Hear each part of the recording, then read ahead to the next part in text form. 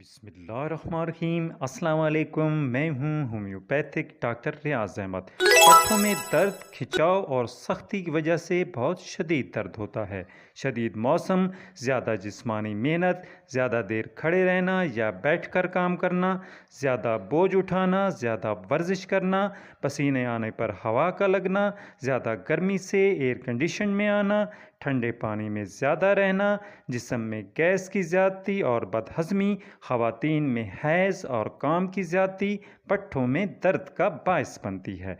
आज मैं आपको अपना आज़मूदा कम्बिनेशन कैमोमिला 30, क्यूप्रमेट 30, हाइपेरिकम 30, साइकोटा वेरोसा 30, इनको आपने बराबर मिकदार में मिक्स कर लेना है और इसके 5 से 10 कतरे दिन में 3 से 4 दफ़ा आधे कप पानी में इस्तेमाल करने हैं।